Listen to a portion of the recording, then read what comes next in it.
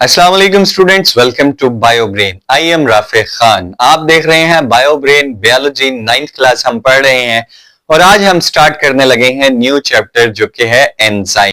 Enzymes के अंदर आज हम पढ़ेंगे जर्नल इंट्रोडक्शन के एंजाइम्स होते क्या है। मैं आज आपको सिर्फ ये समझाऊंगा और इस चैप्टर में जो जो टॉपिक पढ़ेंगे उनका नाम बताऊंगा, थोड़ा थोड़ा जर्नल व्यू दूंगा ताकि आपको आइडिया हो सके कि इस चैप्टर में हम पढ़ने क्या वाले हैं।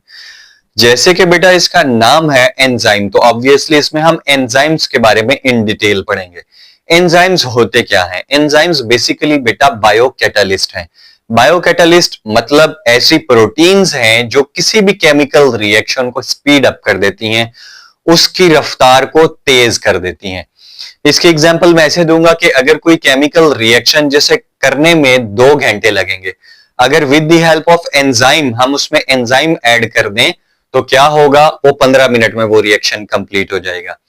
अब इसको कैटालिस्ट बोलते हैं। कैटालिस्ट बेटा ऐसी चीज है जो खुद यूज हुए बगैर, इस्तेमाल हुए बगैर किसी भी केमिकल रिएक्शन को रिएक्टेंट से प्रोडक्ट्स में बदल दे।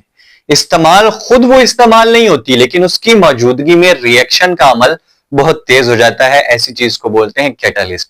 इसकी मैं एग्जांपल आपको ऐसे दूंगा, जैसे कुर्बानी के दिनों में आप बकरे को ज़िबा करते हैं या काऊ को ज़िबा करते हैं, तो आपके पास एक टोका होता है चापड़, या एक नाइफ होती है छुरी।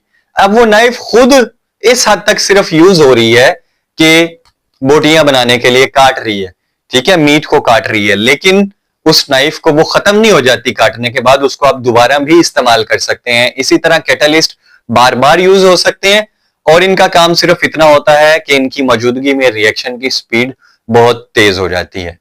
और इस चैप्टर में हम इन डिटेल पढ़ेंगे कि एंजाइम्स क्या होते हैं, मेटाबॉलिज्म क्या होता है, एनाबॉलिज्म क्या होता है, कैटाबॉलिज्म क्या होता है, यानी कि मेटाबॉलिज्म की मुकम्मल डिटेल हम पढ़ेंगे। एंजाइम्स पढ़ेंगे कि एंजाइम का स्ट्रक्चर क्या होता है, कैरेक्टरिस्टिक्स ऑफ एंजाइम्स पढ़ेंगे, यूजेस ऑफ एंजाइम्स पढ़ेंगे कि कैसे इंडस्ट्रीज में एंजाइम्स इस्तेमाल हो रहे हैं, किस किस फील्ड में एंजाइम का यूज है।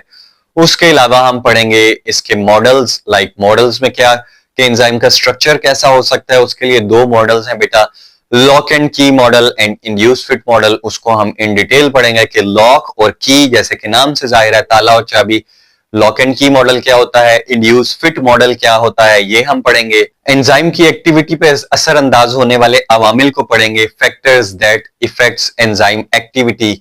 मतलब एंजाइम, आपको पता है हर चीज के काम करने के लिए स्पेसिफिक एनवायरनमेंट चाहिए होता है, तो एंजाइम को ऑप्टिमम काम करने के लिए कैसा एनवायरनमेंट चाहिए होता है, उसके लिए उस पर इफेक्ट करता है टेम्परेचर, उसको पीएच कैसी चाहिए, सबस्ट्रेट कंसंट्रेशन का क्या रोल है। उसके अलावा हम एंजाइम इनहिबिटर्स पढ़ेंगे, उसकी टाइप्स पढ़ेंगे, comparative inhibitor, non comparative inhibitor. Means इस चैप्टर में हम इन डिटेल सिर्फ एंजाइम्स के बारे में पढ़ेंगे कि हमारी बॉडी में उनका किरदार क्या है, वो काम क्या कर रहे हैं, कैसे काम कर रहे हैं, उनका स्ट्रक्चर क्या हो सकता है, मैकेनिज्म उनके काम करने का तरीकाकार क्या है, कौन कौन से फैक्टर्स उन पे इफेक्ट करते हैं। तो ये था हमारा आज का बेसिकली जर्नल इंट्रोडक्शन, जो है chapter number 7 9th class biology, और जिसका नाम है एंजाइम्स। तो कल से हम इसके टॉपिक बाय टॉपिक स्टार्ट करेंगे लेक्चर बेटा। मेरे चैनल को सब्सक्राइब कर लें, वीडियो को लाइक जरूर कीजिएगा। सब्सक्राइब इसलिए कर लें ताकि रोज आने वाली वीडियो आप तक पहुंच सके।